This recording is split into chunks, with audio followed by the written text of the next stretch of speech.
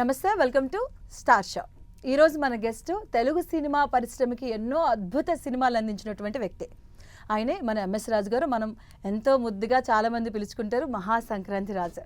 So ఆయన గురించి మనం చెప్పక్కర్లేదు. సుమన్ ఆర్ట్ ప్రొడక్షన్స్ బ్యానర్ కింద శత్రువు కానీ, దేవి కానీ, ఒక్కడు, వర్షం, నువ్వు వస్తానంటే నేను వద్దంటానా, మనసంతానం వంటి బ్లాక్ బస్టర్ చిత్రాలు నిర్మించి సో ఆ హీరోలకి తమ కెరీర్ స్టార్టింగ్లోనే బ్లాక్ బస్టర్ హిట్స్ అందించారు. వరుసగా ఫిల్మ్ఫేర్ బెస్ట్ ఫిల్మ్ అవార్డ్స్ గెలిచిన, అంటే వరుసగా 3 times గెలిచారు. మొదటి ఇండియన్ ప్రొడ్యూసర్గా కూడాను మంచి గుర్తింపు పొందారు. ప్రొడ్యూసర్గా విజయాలు సాధించిన తర్వాత డైరెక్షన్లో కూడా అడుగుపెట్టడం జరిగింది. దట్టి హరేని, మళ్ళీ పెళ్ళి, సో దర్శకుడిగా మారి ప్రస్తుతం మిస్టికల్ థ్రిల్లర్ అగదాతో మరోసారి బాక్స్ ఆఫీస్ని ఊపేందుకు సిద్ధమవుతున్నారు. సో ఎంఎస్ రాజు గారు మనతో పాటు ఉన్నారు. ఆ విషయాలు తెలుసుకుందాం. హాయ్ సార్, నమస్తే. హలో మా, నమస్తే. ఎలా ఉన్నారు సార్? సార్ ఎలా ఉంది అంటే మళ్ళీ తెలుగు ప్రేక్షకులు ముందుకు రాబోతున్నారు అగదా అని భయపెడుతున్నారు. సో ఎలా ఉంది సార్ ఆ ఫీలింగ్? భయం అంతే. సినిమాలో భయం కంటే ఎక్కువ భయం భయం భయం అంటారు. అంటే ఒక హారర్ ఫిల్మ్ అంటే మోర్ లైక్ హారర్ కంటే ఒక mystic thriller mixed with divine. Okay, mixed with కొంచెం డివైన్. నేను యాక్చువల్గా ఏంటంటే ఒక దేవి లాంటి ఫిలిం చాలా లైన్ తీసి, కానీ అదే జోనర్లో మళ్ళీ చేయలేము కదా. అదే ఇది ఇంకో కైండ్ ఆఫ్ డిఫరెంట్ ఫిల్మ్ చేద్దాం అనే ఉద్దేశంతో ఈ సినిమా చేయడం జరిగింది. ఓకే సార్, అగదాకి ఎక్కడ నాంది పలికింది సార్ అసలు మొదటిగా ఆ థాట్? ఆ థాట్ సంవత్సరాల క్రితమే నా దగ్గర అప్పుడప్పుడు ఏదో ఒక ఇన్స్పైర్ ఫీల్ అయ్యి ఏదో కథలు చిన్న పేపర్ మీద పెడతా ఉంటాను. ఇది బాగుంటుంది అనమాట. ఆ ప్రాసెస్లో ఈ సినిమా చేద్దాం అనుకున్నప్పుడు ఈ స్టోరీ అనుకోవడం జరిగింది. అంటే సార్ మీ మీద తెలుగు ప్రేక్షకులకి ఎంత నమ్మకం అంటే వచ్చిన తర్వాత ట్రైలర్ టీజర్ వచ్చిన తర్వాత వ్యూస్ తెలుసు కదా 10 million వరకు వెళ్ళింది. సో అంటే ఒక స్టాంప్ అనమాట, ఎంఎస్ రాజు గారు అంటే కొత్తగా వస్తారు అని. సో పీపుల్ ఆర్ ఎక్స్పెక్టింగ్ అంతే న్యూగా ఉండబోతుందా మరి అగదా? అంటే ఉంటుంది, 100% ఉంటుంది. లేకుండా నేను స్టార్ట్ చేసే ప్రసక్తే లేదు. That's why I waited for so much time. And ఇంకోటి ఏంటంటే నా స్టాంప్ అనేది పక్కన పెడదామండి. నేను హిట్స్తో పాటు కొంచెం 1, 2, 3 ఫ్లాప్స్ ఉంటాయి. ఈ సినిమాలో ఉన్న కంటెంట్, సినిమాలో ఉన్న విజువల్ ఎక్కువ లాగింది. ప్లస్ కొంత నా పేరు యాడ్ అయి ఉండొచ్చు మేబీ. సో ఏంటి ఎంఎస్ రాజు గారు సడన్గా డిఫరెంట్గా ఒక సినిమా తీశారు అనేది ఒక ఇంట్రెస్ట్ అంతే. బట్ కంటెంట్ లేకుండా ఏ మేకరు కానీ ఎవరు యాక్టర్స్ కానీ ఎవరేం చేయగలరు. సో ఐ థింక్ డ్రా చేసింది ఎక్కువ, ఇన్ని మిలియన్స్ రావడానికి కారణం మంచి కంటెంట్, కొత్తగా అనిపించింది జనాలకి అని నా ఫీలింగ్. అంటే సార్ ఎందుకన్నా అంటే ఒక హైప్ క్రియేట్ అవుతుంది. ఎందుకంటే ఇప్పుడు వెల్ నోటెడ్ హీరోస్ కానీ హీరోయిన్స్ కానీ ఉన్నప్పుడు ఆ హైప్ క్రియేట్ అవ్వడం వేరు. బట్ ఇప్పుడు మీరు కొత్తగా నటీనటులతో ముందుకు వస్తున్నారు, ఎంత హైప్ క్రియేట్ అవుతుందని మీరు అసలు ఎక్స్పెక్ట్ చేశారా? నాకు ఇది కొత్త ఏం కాదండి. నేను ఎప్పుడు కూడా పెద్ద పెద్ద స్టార్స్ ఎప్పుడు చేయలేదు. జస్ట్ బడ్డింగ్ స్టేజ్లో ఉన్నవాళ్ళు, దేవి ఫిలిము ఉన్నప్పుడు పెద్ద అవన్నీ కూడా హైప్స్ వచ్చినాయి. నాకు ఇదే కొత్త కాదు యాక్చువల్గా. అంటే ఇది సడన్గా ఇట్లాగ వచ్చింది అనేది. ఓన్లీ థింగ్ ఏంటంటే ఇలాంటి ఫిల్మ్ చేయాలంటే కొంచెం ధైర్యం కావాలి. అలాగే ఇప్పుడు ధైర్యం చేయగలిగి కొంచెం ఫండింగ్ కొంచెం ఎక్కువ అవుతుంది కాబట్టి ఫండింగ్ పెట్టగలిగే ఉండాలి. సో అట్లా మనకి అన్ని కొంచెం స్ట్రాంగ్గా ఉన్నాయి కాబట్టి సినిమా చేయగలం. సార్ అంటే ఈ అగదా వెళ్తున్నట్టు ఆ ప్రాసెస్లో మీకు బాగా కష్టమైంది ఎక్కడ సార్ ఈ ఫిల్మ్ మొత్తంలో మేకింగ్? ప్రతి క్షణం కష్టమే, ప్రతి క్షణం కష్టమే. ఇవాళ మీ ఇంటర్వ్యూకి వచ్చి నేను కూర్చున్నానంటే కూడా అక్కడ ఒక పక్కన వర్క్ మీద నాకు సగం ధ్యాస అక్కడ ఉంది. ఎందుకంటే దాదాపు 1 year నుంచి జరుగుతుంది. షూటింగ్ ఫినిష్ అయింది, తర్వాత గ్రాఫిక్స్ ఒక పక్కన, తర్వాత రీ రికార్డింగ్, ఇంటర్వల్ దాకా రీ రికార్డింగ్ చేసాం. బాగాలేదు, నచ్చలేదు నాకు, తీసేసాం పక్కకి, మళ్ళీ స్టార్ట్ చేసాం. So that process of giving good quality, మంచి క్వాలిటీ ఇవ్వాలి, ఒక ఇంటర్నేషనల్ క్వాలిటీ ఇవ్వాలి. పాన్ ఇండియా ఫిలిము అనే దానికంటే ఒక మంచి ఫిలిం ఫస్ట్. మంచి ఫిలిం అయితేనే పాన్ ఇండియా వెళ్తుంది, లేదంటే ఏదైనా ఒక మంచి ఎక్కడ ఇంటర్నేషనల్ మార్కెట్కి వెళ్తుంది. చిన్న పెద్ద అనేది నేను చూడను, పెద్ద స్టార్ చిన్న స్టార్ నేను చూడను. What is the strong content. And ఇవాళ today drawing the audience is one thing very difficult. Draw చేసిన తర్వాత I'm able to see in the theatres. ప్రతి సినిమా చూస్తాను నేను, ప్రతి సినిమా, వరల్డ్ సినిమా చూస్తాను, ఈవెన్ థియేటర్లకు వెళ్ళి చూస్తాను సినిమాలన్నీ. చూసినప్పుడు ఈ ఫిలిం పర్టికులర్గా చేసినప్పుడు నాకు ఈ మధ్యకాలంలో నేను రాయడం స్టార్ట్ చేసిన తర్వాత ప్రతి నిమిషం కూడా నేను ఏం ఫీల్ అయ్యానంటే, నేను థియేటర్లో ఉన్నాను, ఒక్క డల్ మూమెంట్ ఉంటే నాకేం జరుగుతుందో తెలుసు. ఒక 100 ఫోన్లు తీస్తున్నారు ఇట్లా దాదాపు నేను ఇక్కడ కూర్చుంటే వెనకాల కూర్చున్నాను యాక్చువల్గా నేను ఇలా చూస్తే 100 ఫోన్లు చూస్తూ ఉంటారు. They will be watching some cricket, they will be watching some YouTube, ఇక్కడ పెట్టేసుకుంటారు సౌండ్ రాకుండా, అది చూస్తూ ఉంటారు. అంటే వాళ్ళకి అక్కడెక్కడ లాగుతుంది సినిమా. అది అక్కడి నుంచి పెద్ద హీరోయిన్ కూడా, పెద్ద హీరోయిన్ ఏదైనా సరే అది అక్కడ లాగుతుంది సినిమా. వెంటనే అలా లాగే సినిమా మనం చేయకూడదు. కొంత క్షమించేవారు ఇదివరకు జనం, కొంచెం లాగినా క్షమించేవారు. ఇప్పుడు అంతా అసలు 2020 మూడ్లో ఉన్నారు జనం. ఇవాళ IPL మూడ్ కాబట్టి చెప్తున్నా, అంతా 2020 మూడ్ ఒకటే కాదు, లాస్ట్ 3 అవర్స్ మీద ఉన్నారు చాలా మంది. ఆ ఉత్కంఠకే చాలా మంది వచ్చి ఆ టైంలో కూర్చునే వాళ్ళు ఉన్నారు కొంతమంది. అలా ఉండాలి అనే ఉద్దేశంతో ఇంకా చాలా పకడ్బందీగా. ద సేమ్ టైం ఏంటంటే ఈ సినిమా చెయ్యక ముందు దాదాపు ఒక మోస్ట్ ఆఫ్ ద ఫిల్మ్స్ చూస్తాను నేను. మళ్ళీ అన్ని హారర్ ఫిల్మ్స్ ఒక 3 months పట్టింది మొత్తం అన్ని, దాదాపు ఒక 200-300 ఫిల్మ్స్ చూశాను. హోంవర్క్ చేశారు పొద్దున్నే ఏదేది ఎలాగ వచ్చినాయి, ఎందుకు ఈ సినిమా ఆడింది, ఏ టైంలో సౌండ్ బాగా హెల్ప్ అయింది, ఎప్పుడు ఏ టైంలో ఏం హెల్ప్ అయింది, ఏ డైలాగ్ హెల్ప్ అయింది, ఏ భయం హెల్ప్ అయింది, ఏ దేవుడు పార్ట్ ఎక్కడ వచ్చింది, ఎక్కడేం వచ్చింది అనేది అన్నీ చూసుకుంటూ వెళ్ళి మనం కాపీ అన్నీ చేయకూడదు. ఇప్పుడు ఇన్స్పైర్ అవ్వాలి. ఇన్స్పైర్ అయిన దాంట్లో ఎక్కడ కూడా రాని సీక్వెన్స్లు రావాలి మన సినిమాలో. ఎందుకంటే జనం చూసేస్తున్నారు, అన్ని ఫిల్మ్స్ ఫాస్ట్గా ఉన్నారు అన్ని. అదే they are not watching English also, అన్ని డబ్ అయిపోతున్నాయి. Everywhere it is getting dubbed, అన్ని లాంగ్వేజ్ డబ్ అయిపోతున్నాయి. సో మనం అదేదో బాగుందా సీక్వెన్స్ మనం తీసేసుకుందాం ఇదొకట్లాగా మనం చేస్తే ఒప్పుకోరు జనం. ఇందులో వచ్చేసింది రాని వెంటనే ట్రోల్ చేస్తారు. సో మనం ఏం చేశారు, మనం ఏం చేయాలి, మనం కొత్తగా ఏం చెప్పాలి, ఆడియన్స్ ఏది చెప్తే అందులో రాలేదులే అందులో వచ్చిందిలే అనుకోకుండా ఇది చాలా కొత్తగా ఉంది, థ్రిల్లింగ్గా ఉంది అనేటట్టు చేయగలగాలని అనుకుని ఈ సినిమా చేసింది. అంటే సార్ మీరు చెప్పిన ప్రతిదీ కూడాను కనిపిస్తుంది సార్, ఏదైతే ట్రీజర్లో కావచ్చు, అది కెమెరా యాంగిల్స్ పెట్టే ఒక విధంగా దానికి ఇచ్చే అవుట్పుట్ ఉంటుంది చూడండి, అది మాత్రం బాగా కనిపిస్తుంది. అండ్ ఆ సస్పెన్స్ అనేది కూడా బాగా కనిపిస్తుంది స్పెషల్గా. అండ్ మరీ ముఖ్యంగా మీరు సినిమాని అనౌన్స్ చేయడం కూడా చాలా బాగుంది సార్. అంటే ఇప్పుడున్న జనరేషన్కి మీరు కూడా అప్డేట్ అవుతున్నారు. ఒక కమీడియన్తో మీ అనౌన్స్ చేయడం MS రాజు గారు, దాని తర్వాత మీ సినిమాలన్నీ రావడం, అండ్ దెన్ ఫైనల్గా తను పడిపోవడం. అది అంటే ఓపెన్గా చెప్పాలంటే ఇప్పుడున్న మరీ యంగ్ జనరేషన్ ఉంటారు కదా. ఇప్పుడు నీ ఓటు అమ్మాయి అంటే ఆల్రెడీ నీ చిన్నప్పుడు నా ఫిల్మ్ చూస్తుంటావు. నీ తర్వాత ఉన్న తరం నేను ఎంతవరకు తెలుసు అనేది నాకు ఫస్ట్ క్లారిటీ ఉండాలి. కానీ అలా వేయడానికి కారణం ఏంటంటే నా ఫిలిమ్స్ టీవీలో రావాలి, ఒకటి టీవీ చూడడం ఉంటారు వాళ్ళు వెళ్ళి. అసలు అప్పుడు మహేష్ బాబుది, అప్పుడు ప్రభాస్ది, లేదంటే ఇంకొక యాక్టర్స్, లేదంటే మనసంతా నువ్వే, ఈ కైండ్ ఆఫ్ ఫిల్మ్స్ థియేటర్కి వెళ్ళి చూశారు. మళ్ళీ ఇంకోసారి రిలీజ్ అయినప్పుడు అక్కడ నా పేరు పడిన క్లాప్స్ ఏంటి అనేది, వాళ్ళ ఫాదర్స్ మదర్స్ అడిగి ఏంటి అంటే ఇలా తీశారు అనేది. మరి వెరీ వెరీ యంగ్ జనరేషన్, అంటే 14, 15, 16, 18 ఇయర్స్. ఎగ్జాక్ట్లీ వాళ్ళకి తెలియాలి అనే ఉద్దేశంతో మొన్న వచ్చినాయి అన్ని నా ఫిల్మ్ అని లింక్ చేయడానికి చేసిన ఇది.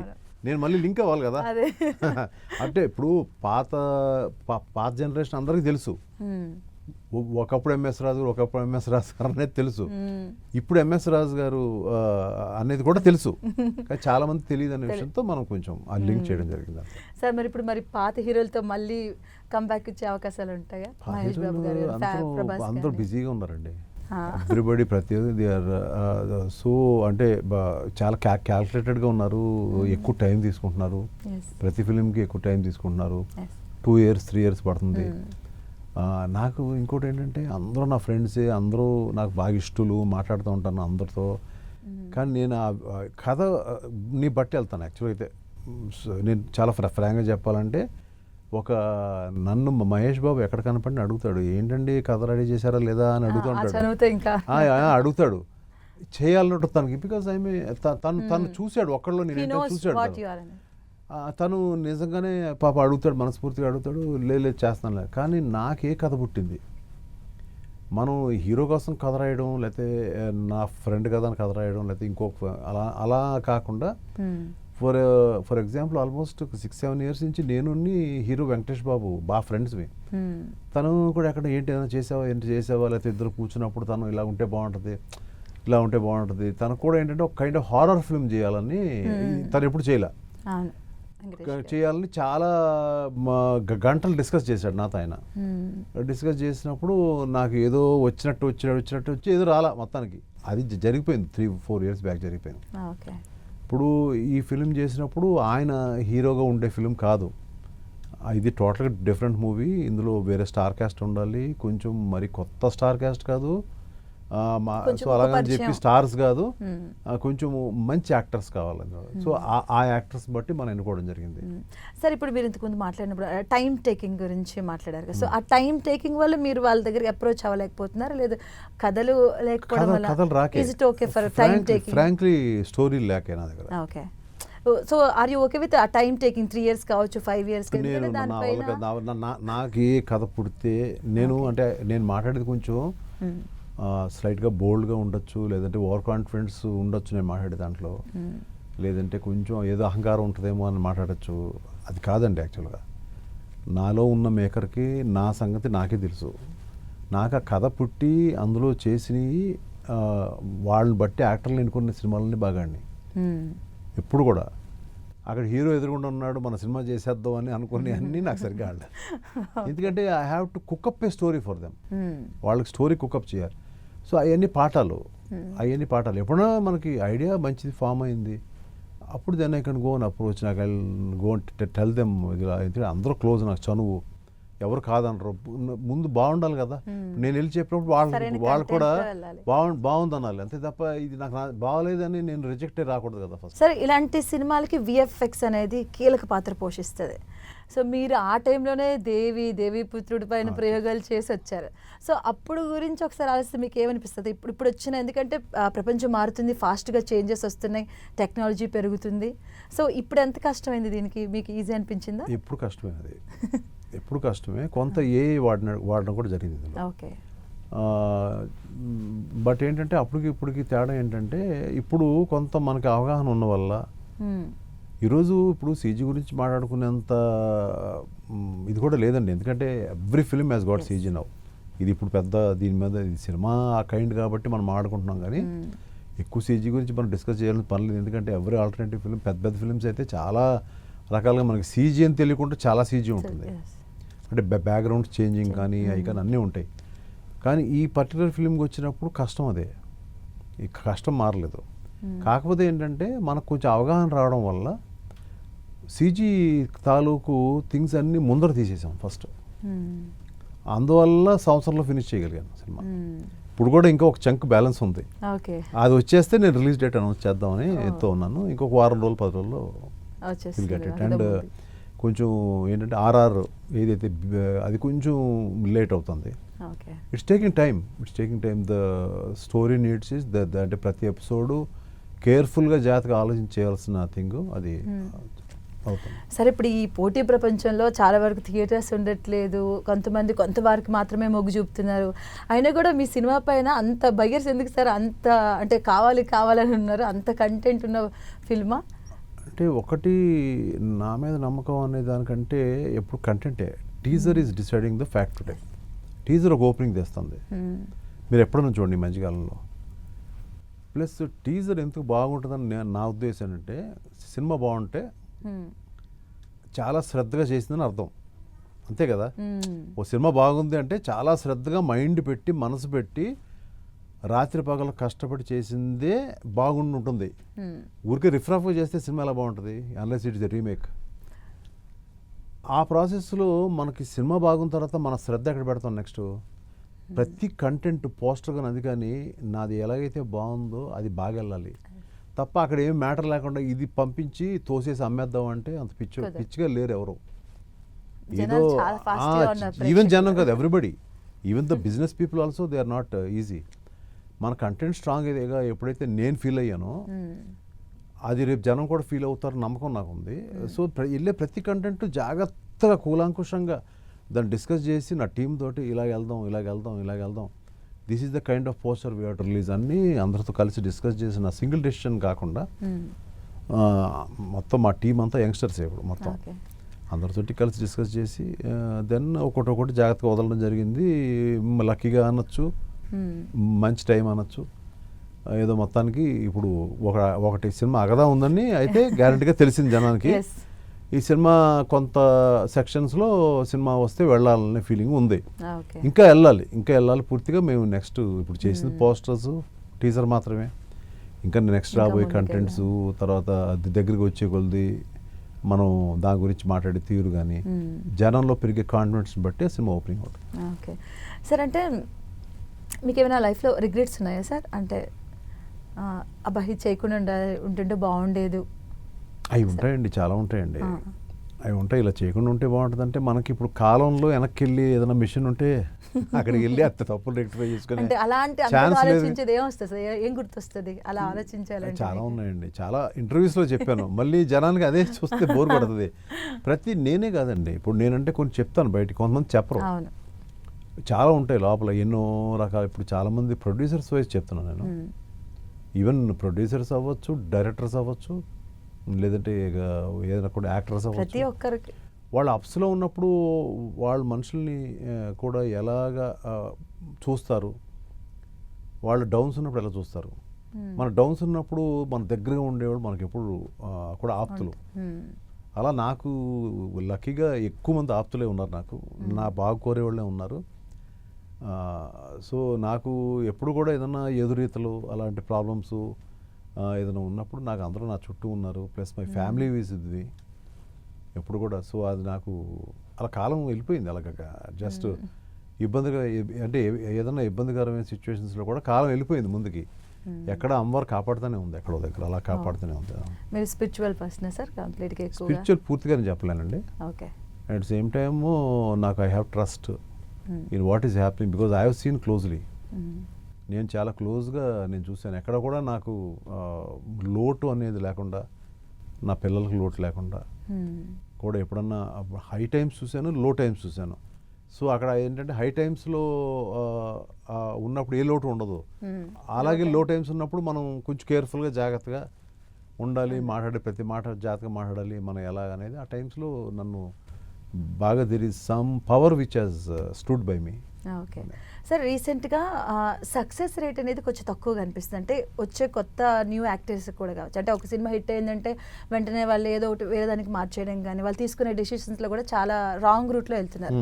సో కొత్త నటులకి మీరు ఇచ్చే సజెషన్స్ ఏంటి సార్? నేను ఇచ్చేంత గొప్ప ఇంకా ఏం లేదు, నాకు తెలియదు. కాదు అలా అని కాదు, ఇంకా నేనే నా డెసిషన్స్ ఎలా తీసుకోవాలని అనేది 10 మందిని అడుగుతూ ఉంటాను జాగ్రత్తగా. బట్ ఫైనల్గా నేను డెసిషన్ తీసుకుంటాను ఇందరు మాటలు విన్న తర్వాత. ఇప్పుడు నేను ఇంకొకరు చెప్పేంత గొప్పని అయితే కాదు కానీ, but at the same time what I can tell is పడుతూ ఉంటారు, లేస్తూ ఉంటారు. ఏదో సీతారాం శాస్త్రి గారు సాంగ్ రాసి అలా వస్తూ ఉంటుంది, వెళ్తూ ఉంటుంది. మంచి సాంగ్ విన్నాను నేను ఎప్పుడో, గాయం అనే సినిమా అనుకుంటాను. అందులో బాగుంటుంది ఆ పాట. ఆ పాటలో ఏంటంటే అలా వస్తూ ఉంటుంది, వెళ్తూ ఉంటుంది. సో మన యొక్క కష్టం కానీ సుఖం కానీ వస్తూ ఉంటుంది, వెళ్తూ ఉంటుంది. బట్ సముద్రంలాగా మనం ఉండాలనేది నేను ఇచ్చే ఒక kind of lesson. Okay sir. మీరు ఫస్ట్ ఎంట్రీ అయినప్పుడు ఆ మనోడు వస్తున్నాడు ఆ మూవీకి, సో డబ్ చేశారు ఆ మూవీ. సో అప్పుడు ఆ టెన్షన్ ఎలా ఉండింది sir first time? It is not dubbing అండి, it is straight film with Kota Ramakrishna. Debut చేశారు first debut film, but not on my banner. నేను నా స్నేహితులు అంత కలిసి చేసిన సినిమా. ఓకే. సో ఆ ఫస్ట్ టైం ఆ టెన్షన్ని అప్పుడు ఉన్న టెన్షన్ ఇప్పుడు ఉంటుంది సార్ ఏదైనా మూవీ వచ్చేటప్పుడు? ఇప్పుడు నేను ఇప్పుడు అగదా చేస్తున్నాను కదా, ఇప్పుడు అగదా చేసినప్పుడు ప్రతి క్షణం భయమే. ప్రతి సినిమాకి అంటే స్టోరీ ఎంచుకునే దగ్గర నుంచి ఇది కరెక్టా కదా, స్క్రీన్ ప్లే రాస్తున్నప్పుడు ఇది రైటా కదా, ప్రతి డైలాగ్కి చాలా జాగ్రత్తగా. అలాగే అట్ ది సేమ్ ప్రతి డ్రెస్ ఎన్నుకోవడంలో, ప్రతి యాక్టర్ని ఎన్నుకోవడంలో, ఇప్పుడు చేసే రీ రికార్డింగ్ కరెక్టా కదా, అది లోపల మదనం ఉంటుంది. So every film will have that అండి. మనం ఒక ఇండస్ట్రీ ఉంటుంది, ఒక ఫ్యాక్టరీ ఉంటుంది, అది 2 ఏళ్ళు 3 ఏళ్ళు 4 ఏళ్ళు దాని మీద మనం ఫుల్ టైం పెడతాం. పెట్టిన తర్వాత వన్స్ అది సెట్ అయిపోయిన తర్వాత అది ఇంకా రోల్ అవుతూ ఉంటుంది. సినిమా అది కాదు, ప్రతి సినిమా ఒక ఫ్యాక్టరీ. అవును సార్. మరి ఫస్ట్ మూవీ అంటే దాని తర్వాత హిట్ కొట్టిన శత్రువు మూవీ, సో దాని ప్రభావం ఎలా ఉండింది సార్ మీ పైన? ఏదో ఒక గేమ్ చేంజర్ లాగా చూపించిందా? 100% అండి. ఫస్ట్ సినిమా ఆడకపోతే ఇంకేముంది, ఇప్పుడు నేను నీ ముందు కూర్చొని నేను మాట్లాడతానా, లేదు కదా, అక్కడితో మొత్తం క్లోజ్ కదా అకౌంట్. అది చాలా కష్టపడడం అనేది జరిగింది. అప్పుడు ఏంటంటే కోటి రామకృష్ణ గారు హెల్ప్ నాకు, నాతో పాటు ఉన్నారు, ఆయన దగ్గర ఎంతో నేర్చుకున్నాను. నాకు నా దర్శకుడు, నేను ఆయన ప్రొడ్యూసరు మాత్రమే కాదు, నాకు అత్యంత ఆత్మీయుడు, తర్వాత గురువు. నాకు ఎన్నో నేర్చుకున్నాను ఆయన దగ్గర. ఎలా సినిమా అది స్టోరీ, ఆ కథ నాదే, శత్రువు కథ నాదే, నాదే. ఆ ఏజ్లో ఆయన ఒప్పుకున్నారు, ఇదండి కథ, ఇలా ఉంటే ఎలా ఉంటుందండి, ఇలా ఉంటుందండి అని. నేను ఆ కథ ఏదో ఒక పాత సినిమా ఏదో దాన్ని ఇందులో ఉన్న క్యారెక్టర్స్ ఇలా తీసుకుంటే ఎలా ఉంటుంది అన్నప్పుడు కూడా ఆయన బాగుంటుంది, మీరు కూర్చుని అల్లండి అని చెప్పి ఆయన నాకు ఆ ఫ్రీడమ్ ఇచ్చారు. ఆ ఫ్రీడమ్ ఇచ్చిన వల్లే నాకు ఒక స్టోరీ మీద పట్టు వచ్చింది. ప్లస్ నేను ఎక్కడన్నా తప్పు వెళ్ళినప్పుడు ఆయన అలా కాదు, ఇలాగ వెళ్దాం చెప్పడంలో గైడెన్స్. అది ఎంతో ఇట్స్ లైక్ యూనో ఒక లెక్చర్ దగ్గర స్టూడెంట్ నేర్చుకున్నట్టే. ఓకే సార్, ఇప్పుడు రైట్ నో జరుగుతున్న సిచ్యువేషన్స్ మనం చూస్తున్నాం, షేరింగ్ అండ్ రెంటల్ విధానం, దాని గురించి. సో మీరు దేనికి సుముఖత చూపిస్తారు? ఎందుకంటే నెక్స్ట్ మీద అగిదా కూడా రాబోతుంది సినిమా. దానికి మనలాంటి వాళ్ళం కంటే పెద్దోళ్ళు ఉన్నారు తీసుకోవడానికి. అందులో ముందు నుంచి కూడా దాని యొక్క బాగా అంతర్లీనంగా వాటిల్లోకి వెళ్ళి ఏది మంచి చెడు అని చూసే మనుషులు ఉన్నారు, పెద్దవాళ్ళు ఉన్నారు. వాళ్ళు చూసుకునేది తప్ప మనలాంటి వాళ్ళు అనలైజ్ చేసేంత శక్తి నాకు లేదు. అది అంటే నా లోపల ఉంటుంది, ఇలా బెటరా అలా బెటరా అని ఉంటుంది. బట్ అది దట్ విల్ వేరీ అండి. When you make a small film, when you make a big film. Cinema hit అయితే ఒకలాగా ఉంటుంది, సినిమా ఆడపోతే ఒకలా ఉంటుంది. ఇవన్నీ ఇష్యూస్ ఉంటాయి, అవన్నీ సాల్వ్ అవుతాయి, పెద్దవాళ్ళు కూర్చుంటారు, అన్నీ జరుగుతాయి. ఇవన్నీ మామూలే కదా, ఇండస్ట్రీకి చిన్న చిన్న వస్తాయి, చిన్న చిన్న గొడవలు ఉంటాయి, అవన్నీ అందరూ అందములమే. సార్ మీకు ఒక ప్రత్యేకత ఉంది, అంటే వరుసగా 3 ఫిల్మ్ఫేర్ అవార్డులు కొట్టిన ప్రొడ్యూసర్గా మీకే ఆ ఘనత దక్కింది. సో అది ఎలా సాధ్యమైంది సార్? అసలు వరుసగా మహేష్ బాబు, ప్రభాస్ అండ్ సిద్ధార్థ్తో వరుసగా సినిమాలు ఆ టైంలో కొంచెం స్ట్రాంగ్ ఫామ్లో ఉండేవాడిని. ఆ ఫామ్లో వచ్చిన ఫిల్మ్స్ అయ్యి, ఆ మంచి ఫామ్లో వచ్చిన ఫిల్మ్స్ ఆ టైంకి I think those were the best in that. అంటే నాట్ ఓన్లీ తెలుగు, ఓవరాల్ ఇండియాలోనే మీరు ఇండియాలోనే నేను I think the first person అని ఉంది. అదంతా నా అదృష్టం అండి, అంతే. నా యొక్క అచీవ్మెంట్ అనేది నేను అనగానే అది అవన్నీ రావడం నాకు నేను చేసుకున్న అదృష్టం. ఓకే సార్, మరి ఇప్పుడు ప్రొడ్యూసర్గా సక్సెస్లో వెళ్తున్నారు అండ్ ఒడిదుడుకులు సహజం ఎవరికన్నా. సో సడన్గా ఈ డైరెక్షన్ డిపార్ట్మెంట్కి వెళ్ళా సార్? అంటే నేను యాక్చువల్గా ఇండస్ట్రీలో తెలుసు, బయట ఆడియన్స్కి ఎంతవరకు తెలియదు కానీ నేను మోస్ట్ ఆఫ్ ద ఫిల్మ్స్ అన్నీ కూడా దాదాపు కథ నాకు తెలియకుండా మోస్ట్ ఆఫ్ ద స్టోరీస్ నాయే, ఒకటే 2 తప్ప. స్క్రీన్ ప్లేస్ నాయే. బయట డైరెక్టర్ అన్నా కూడా స్క్రీన్ ప్లే నేను సెట్ చేసుకుంటాను, ఇద్దరు కలిసి సెట్ చేసుకుంటాం. అట్లా నేను ఆల్మోస్ట్ ప్రతి దగ్గర ఇన్వాల్వ్ అవుతాను, ప్రతి షాట్లో ఇన్వాల్వ్ అవుతాను అంతా. సో ఆల్మోస్ట్ లైక్ నేను ఏమంటారంటే ఇంకా నేను వేరు, ఆ సినిమా తీసి దర్శకుడు వేరు అనేది ఉండదు, వాళ్ళకి ఆ ఫీలింగ్ ఉండదు. సో ప్రతిదానికి నా దగ్గరికి వస్తారు, ఇది మీరు అనుకున్న కథకి ఇది తీసే షాట్ కరెక్టా కదా, లేదంటే ఇద్దరు కలిసి అనుకుంటాం, అట్లా ఉన్నదే. కాకపోతే ఏంటంటే అన్ఫార్చునేట్గా నేను పేరు వేసుకున్న సినిమాలు 1-2 ఆళ్ళ,